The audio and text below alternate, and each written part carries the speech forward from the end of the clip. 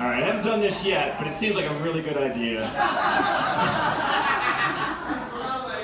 Anybody want to see what 50 years of psychological analysis is going to look like?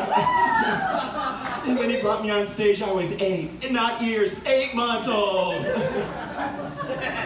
Actually, I've never been kicked out of a bar before until I had a baby. I went to Taylor's with him, and they're like, hey, wait, is he 21? I'm like, he's 36. But like, they let like 19-year-old girls in there with fake IDs. Why are you giving me a hard time about this guy? So we got him a birth certificate, we got him a social security number, and we had to get him a fake ID. This is Tomas Rodriguez right here.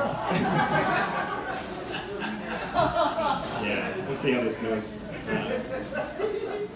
We take him to a lot of breweries, actually. Breweries are pretty good about taking your kids there.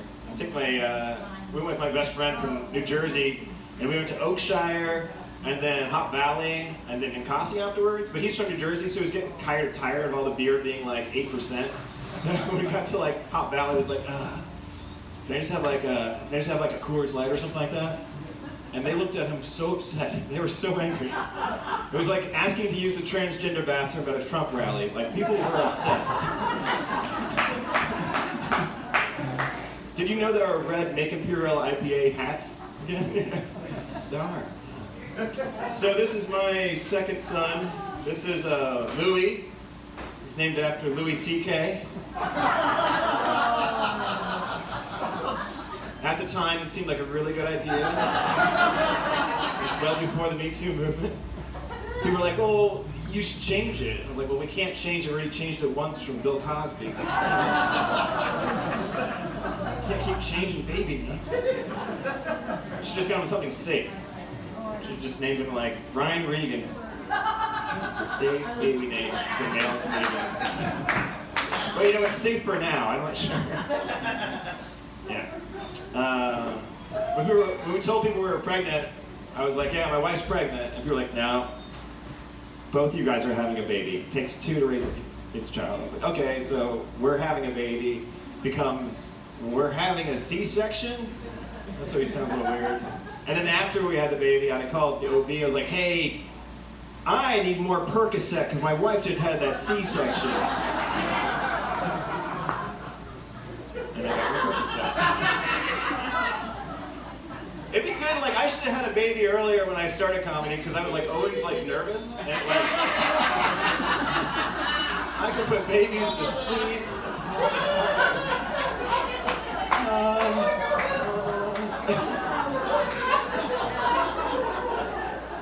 Too bad.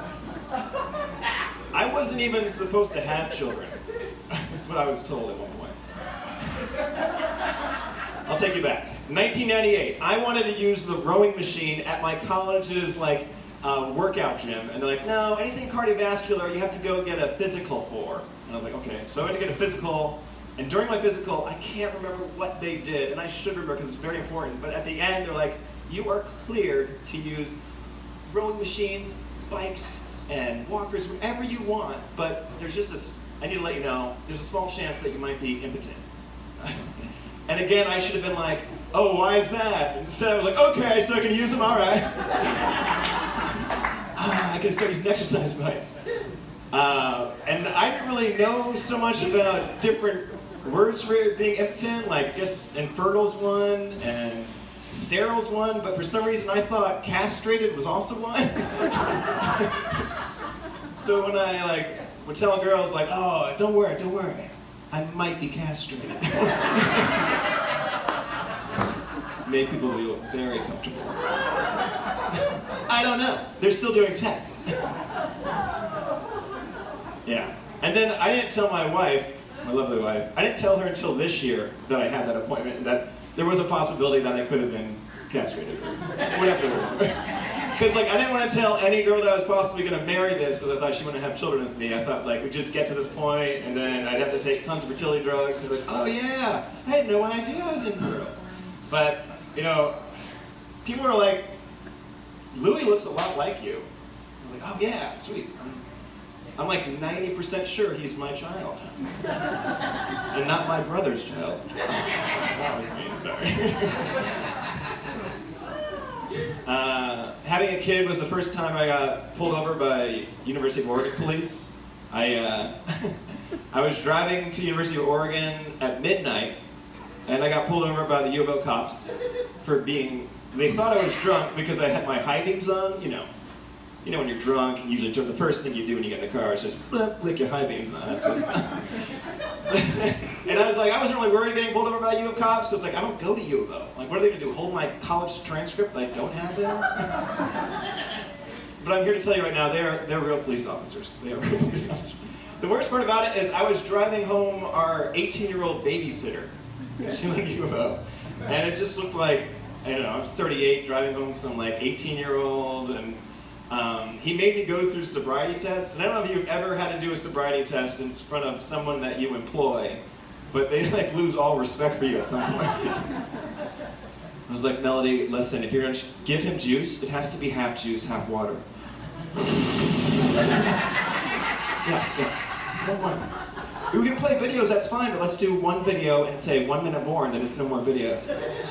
ZYXWVUG.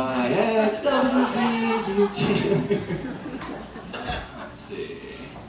I moved here 10 years ago. I was 27, and I was trying to get into dental school, and I didn't know anybody. So I went to U of O with a bunch of 18-year-olds. Again, I was 27, and like I couldn't make friends with anybody because I was like 10 years older until I started buying them alcohol.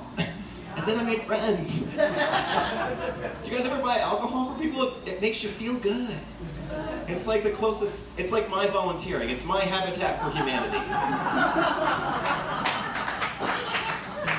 I've done it so many times, I even like went to my accountant like, is there a form I fill out this and I get some money back? I'm like at 852 or something. I want to get back. Unfortunately, like U of O college students won't agree on like one alcohol. They'll just like give me a laundry list of 18 different bottles to order. And like, there's something that I wouldn't order myself. I'd be like, yeah, can I get 2 bottles of Everclear? We're having a christening at my house. One time, I went to the one on 29th and Willamette with this long list, and we got all the bottles on the counter, and I was like, oh no, we were supposed to get orange juice. And my girlfriend at the time was like, I think they're old enough to buy their own orange juice. And the clerk was like, you're not supposed to do that. I thought we were gonna have to put all the bottles back, but we ran out before he even asked that. But I don't do that anymore. I don't buy alcohol for kids like that. I'm not at U of O campus. I do real volunteering. Like my wife and I, we went to Haiti in 2014 after the earthquake to volunteer for Habitat for Humanity. And we helped start building back this high school. We worked with high school students, and we brought them all vodka. So, it's improvement. So I'm a dentist now. People are always like, oh, how'd you know you wanted to be a dentist? When was the moment you knew? And I was like, I knew I wanted to be a dentist when I graduated dental school. When I was like $300,000 in debt, I was like, I guess I have to be a dentist. I can't work at Papa John's anymore. One thing about being a dentist that they don't tell you in dental school, which is kind of super cool, is I could write excuse letters. Like, hey doc, listen, I can't work for the next couple days. Can you write me letters after a week? And I'm like, sure, I guess I can. No one ever told me what I can and can't write. So I'm like the nicest dentist. I'll write you off for like a month if you need the letter. But I've been doing that too often. Like I'm doing that for extractions and root canals and even fillings. It's like, yeah, he should take the next week off. And like patients really love it, but then I'm getting this reputation in town of being an awful dentist because people are like, yeah, that dentist, oh, people are always out for like a month after a filling from him. But if you want to have some letterhead, I can write a bunch of letters for you guys. All right, thanks for your time.